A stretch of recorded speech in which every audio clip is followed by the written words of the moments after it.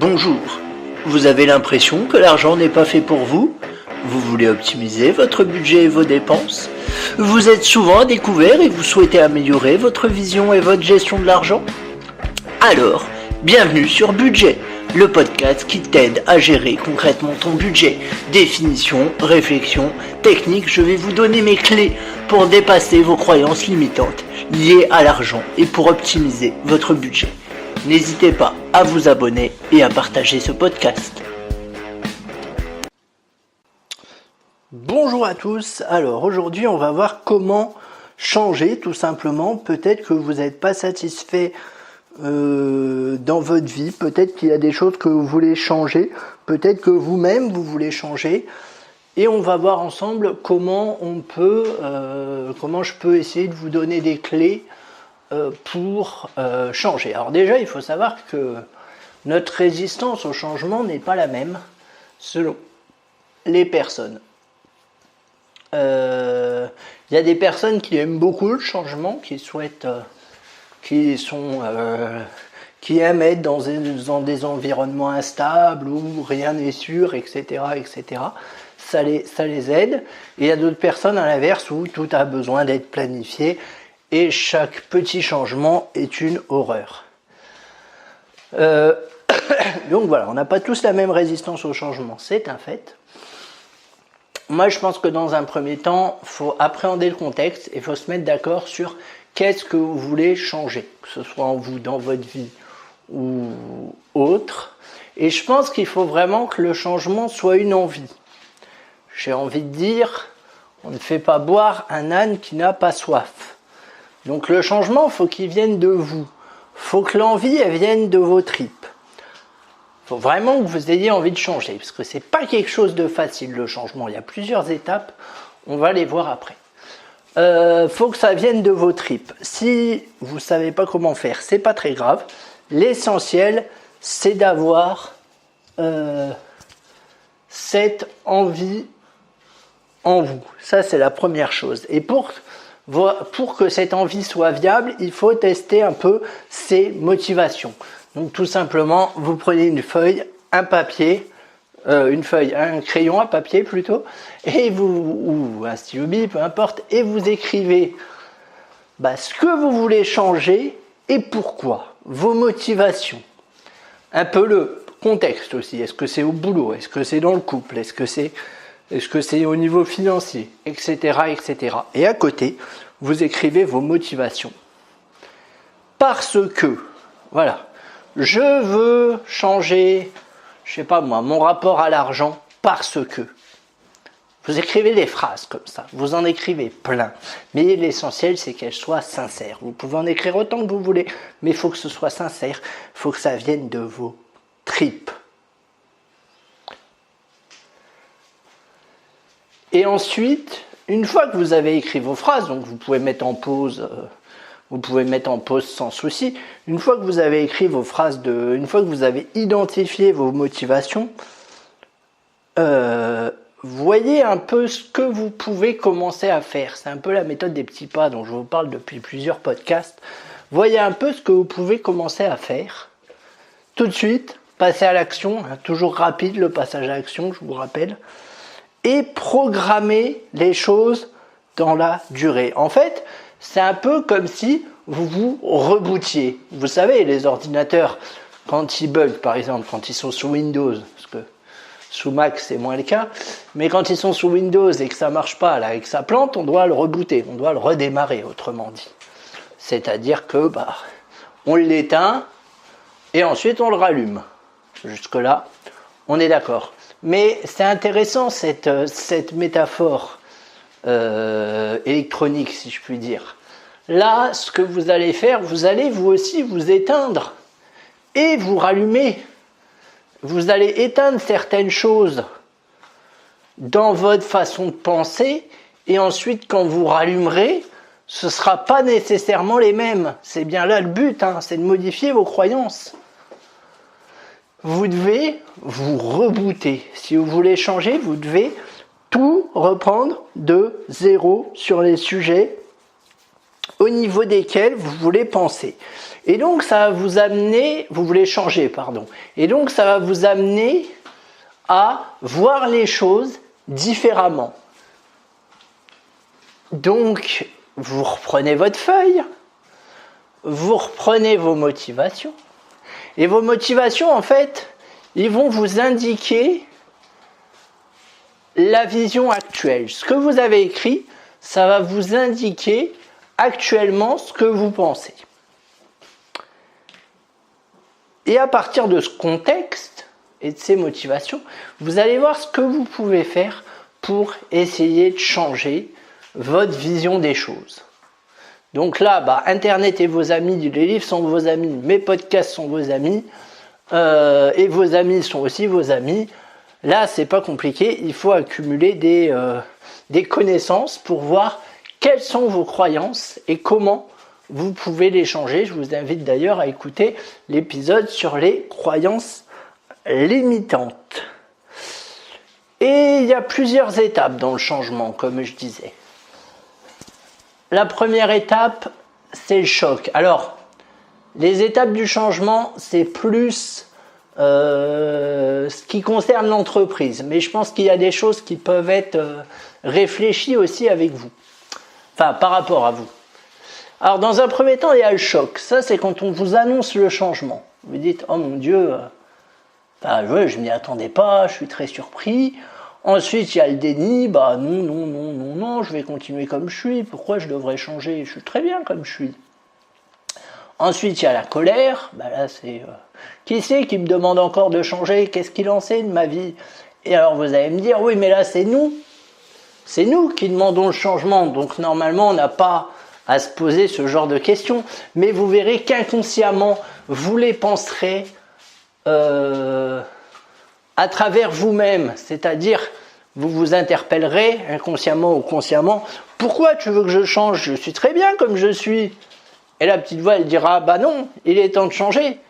Mais si ça se trouve, la petite voix elle pourra pas suffisamment avoir de poids par rapport à la grosse voix qui représente la façon actuelle dont vous pensez.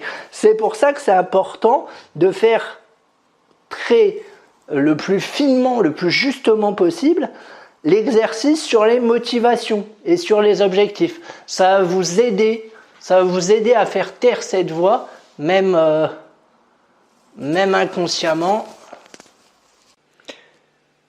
Excusez-moi, j'ai été coupé. Donc je disais, dans un premier temps, il y a le choc. Le choc, c'est la sidération, c'est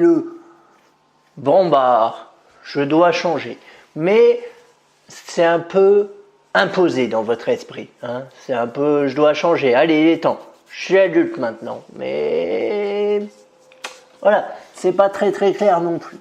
Ensuite, il y a la phase du déni. Pourquoi je changerais? Je vous le disais, il n'y a pas de raison. Je suis très bien comme ça, faut que je vive ma vie, j'ai pas envie de me prendre la tête avec ça sert à rien, c'est pas utile, de toute façon, on change vraiment, on change pas à 100%, ça sert à rien.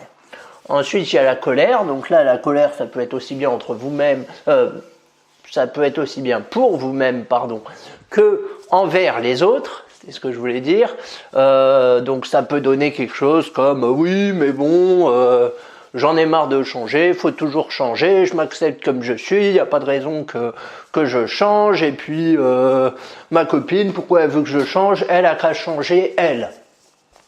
Même chose au niveau du patron, des amis, etc., etc. Ça, c'est des discours qu'on entend assez régulièrement. Ensuite, il y a la négociation. Bon, ok, je veux bien changer, mais à condition de... Donc ça... Quand il y a de la négociation, c'est là où vous avez les croyances limitantes qui apparaissent et donc généralement vous tentez de négocier pour changer un petit peu mais pas trop. Ok, je veux bien changer ça mais pas ça. Vous êtes contre ce qui est le changement radical, c'est-à-dire blanc ou noir. Vous essayez de négocier avec vous-même. D'accord, ok, je veux bien faire un effort là-dessus, je le reconnais. Mais là-dessus, ah non, pas là-dessus. Là-dessus, non, va pas me demander un effort là-dessus. S'il te plaît, c'est là où je suis le plus à l'aise. Hors de question que je fasse un effort là-dessus. Déjà, je suis gentil. Je fais un effort là-dessus, c'est déjà bien. Vous voyez ce que je veux dire? Ensuite, on a la dépression. Bon, bah voilà, hein, pas la peine d'en dire plus. La dépression, c'est quand vraiment vous êtes au creux de la vague. La dépression, excusez-moi, je pense c'est quand on se dit, oui, oui, je dois changer, mais j'y arrive pas. Là, vous êtes dans ce creux de la vague. Vous êtes vraiment au creux de la vague. Je dois changer, mais j'y arrive pas. Ou alors, le changement, c'est pas pour moi. Hein, le changement, c'est pas maintenant, pour paraphraser. Voilà, c'est quand on est pris un peu de stupeur, qu'on n'arrive pas à avancer, qu'on n'arrive pas à faire les choses. Ouais, voilà. Et la dépression, ça peut être aussi qu'on commence à culpabiliser de ne pas vouloir changer. Ça peut arriver. Oui, je sais, il faut que je change mon rapport à l'argent, je sais, je suis au courant, mais j'y arrive pas. Puis du coup, tous les mois, on est à découvert et merde, je suis nul, je ferai rien de ma vie, etc., etc. Et ça marche avec d'autres choses, hein. Ça marche au boulot, ça marche dans vos relations avec les autres, ça marche dans vos relations de couple également. Dépression, c'est vraiment le fond enfin voilà, c'est vraiment le creux de la vague. Voilà. Et ensuite, normalement, donc, je dis bien normalement parce que normalement on passe à l'acceptation. Mais vous voyez, si après la dépression, parce que ça dure pas non plus toute la vie, sur le changement tout du moins, si après la dépression, on peut repartir dans le choc, le déni, la colère, la négociation. Et du coup, ça fait un cercle vicieux. Et pour sortir de ça, il faut accepter le changement, qui est une acceptation. Alors, une acceptation, c'est pas juste, oui, il faut que je change. Non, non, ça, c'est pas une acceptation. Ça, c'est une demi-motivation, on va dire. L'acceptation, c'est vraiment, vous avez eu un déclic, et vous allez faire ce qu'il faut pour que ça change. C'est ça, l'acceptation. C'est ça, l'acceptation. Après, on a l'expérimentation. Ben voilà, c'est ce que je vous disais. L'expérimentation, c'est la méthode des petits pas. C'est-à-dire, petit à petit, vous allez tester des nouvelles choses, tranquillement, sans vous mettre la pression, mais petit à petit, vous allez tester des nouvelles choses et vous allez voir que ces nouvelles choses, elles produisent des résultats. Pourquoi elles produisent des résultats? Parce que vous les aurez ciblées exprès, vous les aurez identifiées pour qu'elles vous procurent des résultats rapides et quasiment immédiats. C'est-à-dire, dès que vous mettez en place le changement, hop, ça se voit, vous avez des résultats, cercle positif, ça vous renforce.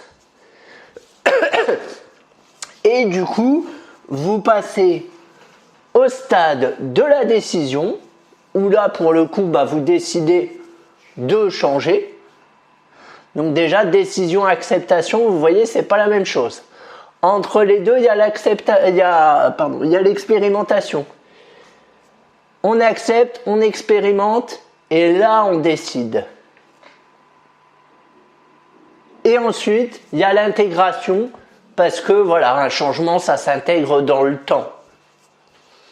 Voilà, ça c'est les étapes du changement à bien avoir en tête. Je vous les redis rapidement. C'est de Kübler-Ross. Et en fait, il y a je sais plus comment on dit, il y a deux axes. L'axe vertical, c'est morale et productivité. Et l'axe horizontal, c'est l'axe du temps. Je vous le mettrai dans mes notes de toute façon, parce que sinon, vous n'allez pas comprendre grand-chose. Et en gros, plus le temps continue et plus le moral est bon. Donc dans un premier temps, vous passez choc, déni, colère, négociation, dépression. Ça, c'est le côté négatif du changement, c'est ce qui va venir vous chambouler, parce qu'un changement, ça chamboule. Changer ses habitudes, ça chamboule, etc., etc. Et ensuite, on a acceptation, expérimentation, décision, intégration. Voilà. Alors, ce que vous pouvez faire, tout simplement, c'est prendre prendre ce dessin et l'imprimer